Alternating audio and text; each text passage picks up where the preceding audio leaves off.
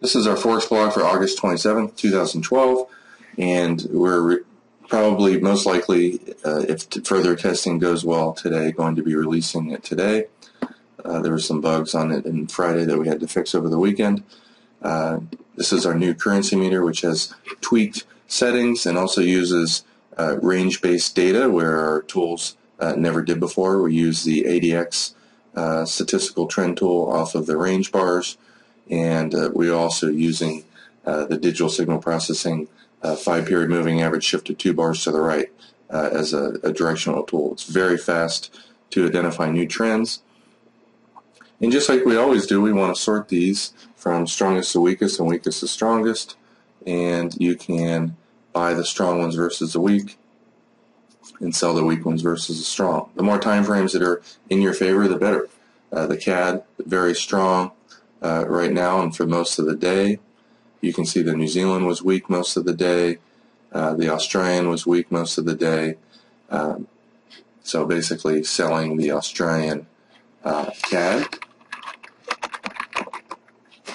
And we have a new tool that also, basically there's two ways that you're looking to get into these trades. Sideways rectangle breakouts, which didn't result in much of a move earlier. It was a relatively low volatility day. That would have been that trade here. You have a pullback trade right here, pullback trade right here, and of course the last one was the one that really ran a decent number of pips, nice 30 pip drop there. So basically we're using the currency meter to find the strongest ones versus the weak and sell the weakest versus the strong. The New Zealand had a lot of intensity to the downside earlier today. The New Zealand CAD would have been another one to be looking for sells. You can see right here, here, here. The last one again was the one that made the biggest move today. It was a relatively low volatility day. A lot of times on Monday the volatility is pretty low. So I'm going to go through some charts and show some of our best features. Obviously, many of the old videos we've done with the Forex blog shows a 3-step easy Forex system. 1, identify the strongest ones to buy versus the weak and sell the weakest versus the strong. Step 2, bring up the charts and basically get into these trades off of pullbacks or sideways rectangle breakouts. And the third part of our easy 3-step system was to exit the trade at the Fibonacci profit target, or if you don't want to draw fibs, just use the trailing stop. If you don't want to do that, you can also use our 5-period digital signal processing based moving average shifted 2 bars to the right. So let's go over some of the charts. Here is the euro dollar, which really was pretty choppy today. You can see the value areas for the previous day. This was Friday's most actively traded price. Underneath there, you're typically looking for sells. Above here, you're looking for buys. This is the value area low of yesterday. We hit the minus key and zoom out a little bit, we can see that it spent 68% of its activity in this range. You can see on Friday when it shot up, most of the activity was at this price right here for the whole day, and the value area high and low. When you look at that today, underneath the value area, if it starts out with some weakness, or if it's under the previous hour's value area. This is a brand new tool that I got working over the weekend. It's called FX Value Area Intraday, and you can put on 60-minute ones or 4-hour ones depending on whether you're an intraday scalper or longer-term trader. I prefer, I think, the 60-minute. I've been trading with both, and if I had to pick one, I'd personally pick the 60, just because I like to catch 10 to 30 pip moves, and that's fine with me. I'm out. So underneath the value area of the previous hour and underneath the previous day's value area, obviously you're looking for sells. I prefer a 3 to 5 bar pullback. You can see you only had a 2 bar pullback, and then this thing went down. Didn't go down very much. When it breaks above the value area, you oftentimes get big moves up, as you can see. When it's above the value area, even for the previous hour, you want to buy. And basically what this is telling you is 1.2500 is where most traders had position during the previous hour. Underneath that, it's likely to go down. When it goes back above that, traders that are short down here near the lows are losing money. They have to rush in and buy. You know the exact price that most traders have positions during the previous hour, and it oftentimes can cause big moves. Notice underneath the value area it goes down, above the value area up, starts out underneath the value area. During that next hour, pretty much the focus is going down. Above the, and this is a crappy day too, by the way.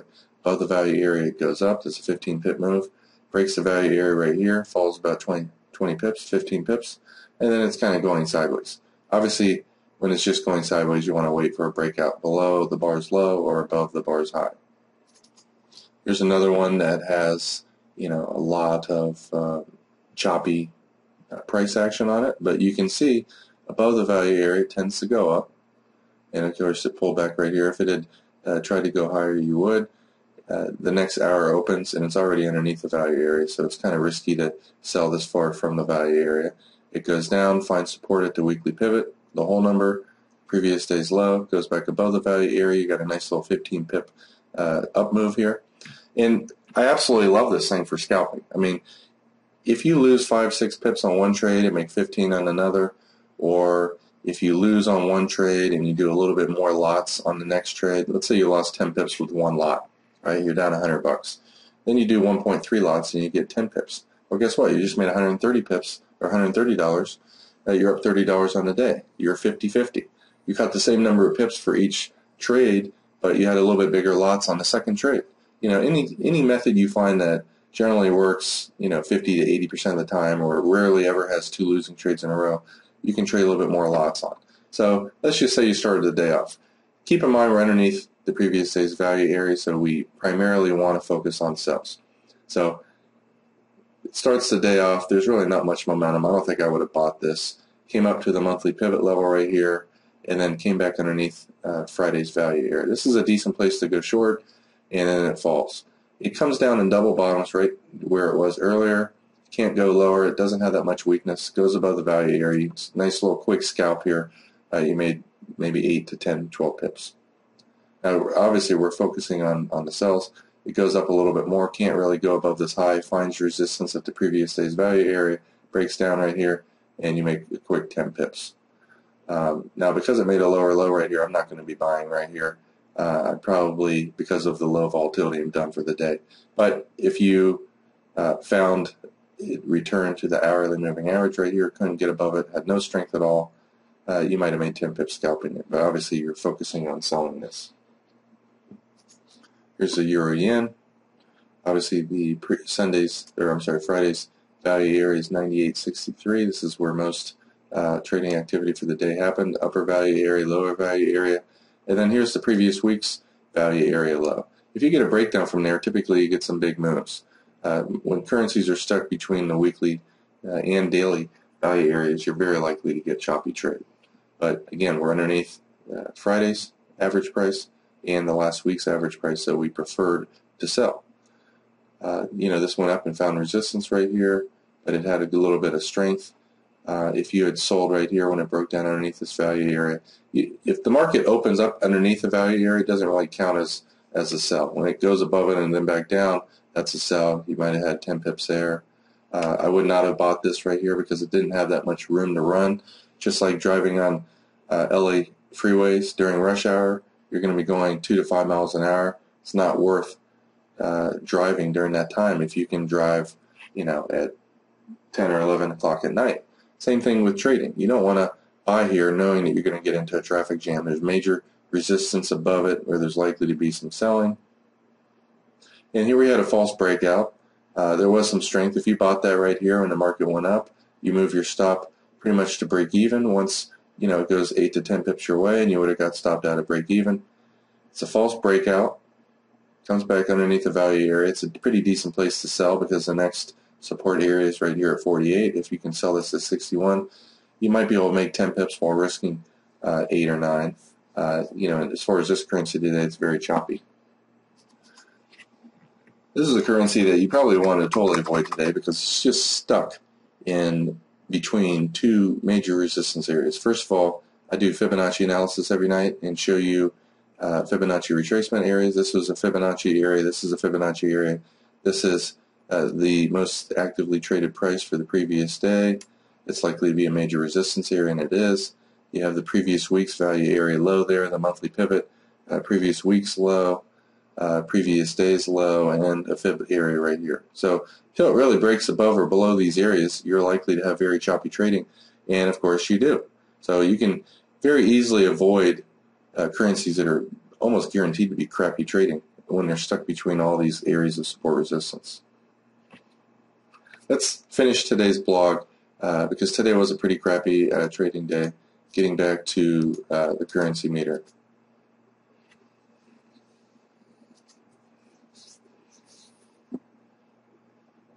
CAD, relatively strong most of the day. The Australian is weak. Let's bring that back up and put our value areas on here, just so you can see how to trade with this. Weak Australian, strong CAD. Let's bring and put the new tool on here. Go down to our FX value areas intraday. Put 60 here, and the padding is just to put a little bit of a gray line around the regular color. I don't like to put padding off of the red or the green, just the yellow point of control to make it stand out a little bit more. What this is going to do is once it gets all the tick data and does the calculations, it's going to show you where the market spent most of its time trading during the previous hour. The yellow area is what that is. So knowing that the trend's down, you can just simply wait for breakouts from above to below these value areas, and you can see right around here, 95 to 84, came back up and found resistance here. If you went short, it came down. Notice it couldn't get above there. Here you have a breakout from below to above, but the trend is down, so you avoid that one. Breaks down right here, you might be short at 92 with your stop right above the high. It did not go down that much to 83, but again, you made 10 pips there. Came up and found resistance. If you had sold right here, it moved actually only a few pips down, so you would have probably lost 4 or 5 pips there. A little bit later in the day, it failed to make a higher high. And the reason I'm showing you this, on a crappy day like this, you can pick up pips just by using the value areas in our currency meter to find the best ones. Failures to go higher, it breaks the value area right here at 93, and you can see it pretty much trended down for quite a while. It went down 18 pips. If you had missed this breakout right here, it's underneath the value area right here and breaks down. You could have went short right there with your stop above the high. It went down, came back up a little bit your way. If this is where you had sold, and remember we use range charts most of the time. This is a 5-minute chart, but your stop would be above here. Anytime it starts to go my way, then comes back above, as soon as it goes down, I'm moving my stop to break even real quick. And I'm also drawing my fibs off the previous wave, which I have not shown in today's blog video. I'm typically going to get out of half my trade here when it goes above the sparse high and get out of the second half. Comes back up, fails again, short at 80. You have to be aware of where the fib target is on the previous swing. So you're out of the whole thing here at 70. You made another 10 pips. Again, very crappy day, but you can still pick up 5 to 20 pip moves occasionally on days like this. And you know, as long as your wins are bigger than your losses, or you have more lots traded on your wins than you're on your losing trades, then you're going to end the day, even on horrible days like today with low volatility, low trends, you're going to end the day well.